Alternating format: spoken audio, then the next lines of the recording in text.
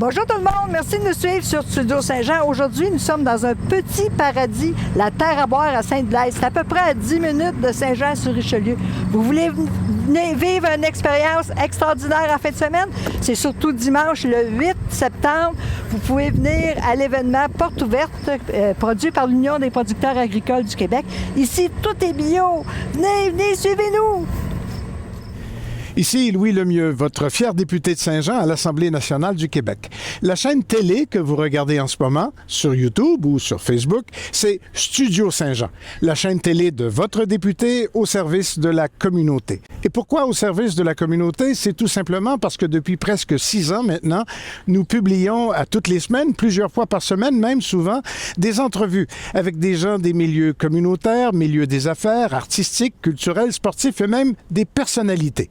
C'est tout simple et en plus, vous pouvez nous proposer des sujets ou des invités. C'est simple, vous nous écrivez à production@commercial studio-saint-jean.tv. Bon visionnement.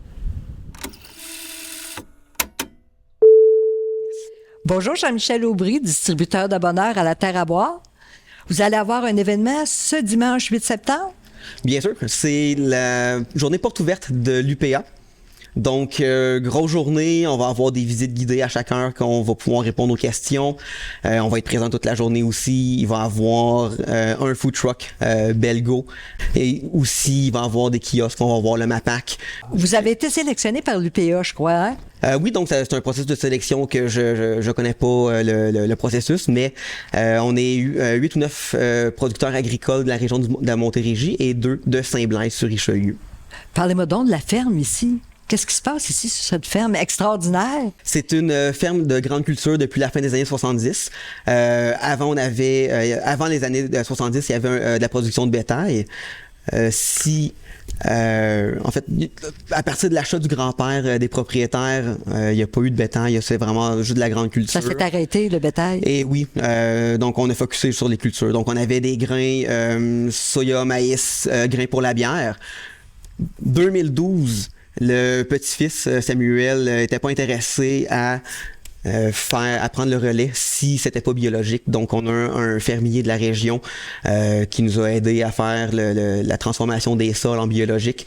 Un défi, ça? C'est un gros défi. Et 2018, on a gagné meilleure roche brassicole biologique de la région. Wow. Et il brassait déjà maison. Donc ça l'a juste donné le feu aux poudres pour décider de construire une brasserie. Donc la vieille grange qu'on a vue sur la photo, elle a été démontée, mais on a quand même conservé l'essence de la grange. Donc la partie brassage et distillerie est tout en neuf. L'extérieur, salon dégustation, mon beau bar fait avec les vieilles poudres de 200 ans. Là, donc, on a conservé quand même là, le bâtiment qu'on a juste refait un casse-tête là, avec. Là. Vous avez un alambic aussi? Vous avez de l'équipement, c'est extraordinaire. Oui, donc tant qu'à faire une ferme brassicole, on a décidé d'y aller avec micro-distillerie dans un même temps. Ça nous permet là, de faire et de la bière et des produits de la distillerie. Là, présentement, on a une vodka, un gin et un raki, qui est la version turque du pastis. Oui, les Européens adorent le raki. Oui, ben c'est un produit vraiment de l'Europe, autour de la Méditerranée. Chaque peuple va avoir son anisé. Nous autres, on a décidé d'y aller avec le raki au conseil de Madame Ercan, là, qui possède la ferme Bica, qui est une table champêtre sur Grand Bernier. Donc, elle fait partie de notre entourage et elle nous a suggéré d'y aller avec cette liqueur-là. Qui tire un peu plus vers le fenouil, là, qui est un peu plus somptueux, plus riche en saveurs. Oui, il faut être au courant de cette saveur-là. Il faut la connaître pour l'apprécier. C'est très agréable. Oui. Mais ici, vous avez tous vos grains. Vous avez même du houblon. Oui, donc on a une partie de nos terres là, qui est en houblonnière. Pour le moment, là, ça produit assez là, pour qu'on fasse une bière là, avec du houblon frais à chaque année. Là. Puis vous êtes ouvert toute la semaine? On est ouvert du mercredi au dimanche tout l'été. On est ouvert du jeudi au dimanche pour l'hiver. L'hiver, on fait juste réduire un peu nos heures d'ouverture, mais on reste ouvert à l'année. Puis qu'est-ce qui reste l'hiver? Puisque le four à pizza est à l'extérieur. Qu'est-ce que vous faites? Donc, l'année dernière, on a testé un menu traiteur qui nous a permis de confirmer qu'il y avait de la demande pour la nourriture. L'été, on a des food trucks, on a des camions de nourriture qui viennent du vendredi au dimanche et on a un four à pizza, pizza sur bois faite avec une pâte qui est faite avec nos grains. Oh. Bio? Oui, donc une pâte à pizza bio faite avec nos grains en fait le mercredi et jeudi. Wow, c'est extraordinaire, ça. Oui, donc ça nous permet là, de focusser sur la bière et sur le service de la bière là, vendredi, samedi, dimanche, pendant qu'il y a le camion nourriture qui s'occupe du service là, d'offres alimentaires. On peut réserver pour plusieurs personnes quand on vient ici? C'est conseillé de réserver si vous voulez venir à plusieurs personnes. Ça nous permet là, de planifier le personnel en conséquence. Oh, ouais. Et ça vous permet aussi d'être assuré d'être assis tout ensemble aussi. Puis si on est juste 2 ou 3, on peut venir sans... Oui, la terrasse est assez grande, on l'agrandit à chaque année pour justement là, subvenir là, aux besoins de la clientèle qui s'agrandit annuellement. Vous êtes assez respectueux de votre clientèle aussi? On a une clientèle qu'on apprécie. On fait partie là, de l'environnement de Saint-Blaise, de Saint-Jean aussi. Donc, on a une belle clientèle qui revient régulièrement. On aime justement pouvoir leur donner un emplacement qui est agréable, qui est convivial. On essaie d'extensionner aussi la saison estivale avec des chauves-terrasses. On a installé 2 beaux grands foyers cet été. Donc, on va pouvoir là, avoir un été qui s'éternise là, jusqu'à fin octobre facilement. Là. Puis dimanche le 8, qu'est-ce qu'il va y avoir de particulier? Donc dimanche le 8, le food truck invité, ça va être Belgo.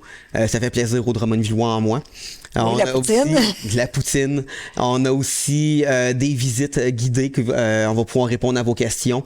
On va installer notre système de fût de festival pour réussir à désengorger les 2 heures de service. Donc on a le bar, on a le salon de dégustation et on a un silo bar à l'extérieur pour annuellement pour avoir 2 heures de service. On va en avoir un 3e le 8 septembre et aussi il va y avoir là, un kiosque de la MAPAC qui va avoir la visite du président de l'UPA avec un autobus qui font le tour. On va voir Marie-Ève Janvier, la porte-parole de l'événement, qui va être pendant leur visite. Oh wow, c'est assez extraordinaire ça. Mais la dégustation de bière n'est pas gratuite. La dégustation n'est pas gratuite. On va pouvoir offrir de la bière à nos 3 heures de service dimanche. On va être prêts. Puis on peut acheter ici des spiritueux, on peut acheter de la bière aussi. Oui, donc on a des produits en consommation à domicile. Le permis qu'on possède nous permet pas de vendre des spiritueux pour consommation sur place. On peut faire une dégustation sur place, on peut acheter des bouteilles à consommation à domicile. Étant donné qu'on est la même adresse que la distillerie, c'est ce qui nous limite au niveau des spiritueux. Okay. Pour la bière, on a le salon de dégustation de la terrasse là, qui nous permet de consommer de la bière à grandeur de la place. Faites-vous des spectacles ici? Je ne sais pas si vous avez suivi ce qui s'est passé avec Mario Pelcha et son vignoble au début de l'été. Un petit peu. L'Association des propriétaires des terres agricoles du Québec a limité les spectacles sur les lieux, étant donné qu'on peut pas défricher pour faire des scènes de spectacle et on est dans la même situation. Donc quand on peut avoir des chansonniers, c'est seulement quand il y a des activités spéciales, des levées de fonds ou des salons d'artisans, on peut avoir des spectacles à seulement ces moments-là. Vous faites pas de la distribution à grande échelle non plus? Non, toute la bière qu'on brasse est consommée sur les lieux. C'est un beau problème là, de ne pas pouvoir faire de distribution. On est distribué à certains points de vente là, dans la région de la Montérégie et des fois là, des magasins spécialisés en bière viennent chercher la bière sur place. On a décidé là, de pas faire de distribution à grande échelle pour le moment. J'ai vu chez Pasquier, entre autres. On va être chez Pasquier, IGA sur Séminaire et on est aussi à la ferme Guillon. Ah oui, oh wow, c'est extraordinaire. Ça fait que procurez-vous de la bière à ces endroits-là si vous n'avez pas le temps de venir ici. Mais surtout, venez dimanche le 8 septembre. Ça va être une belle journée. Oui. On attend plein de gens. Si jamais il manque de stationnement, on a la chance d'avoir un vignoble comme voisin, les domaines Amalgame. Ils vont avoir leur stationnement pour l'occasion et vous pouvez déguster leur vin à ce moment-là. Puis s'il pleut, qu'est-ce qui se passe? S'il pleut, ça fonctionne pareil. Les champs sont ouverts pareil. Apportez vos bottes, vos parapluies, vos imperméables. On va avoir une planification pareille là, pour que ça soit agréable et les visites se passent à l'intérieur aussi. Ah ben ça va être le fun. Hey, c'est tellement beau à l'intérieur. Visiter, comment c'est impressionnant votre brasserie. Bien, merci beaucoup. Ben, je te remercie. Ben, si vous voulez venir ici le 8 septembre, dimanche, vous êtes les bienvenus. Vous allez voir, vous allez être accueillis par un ange. Venez le 8 septembre. Ici, Lucie Crevier pour Studio Saint-Jean. À la prochaine!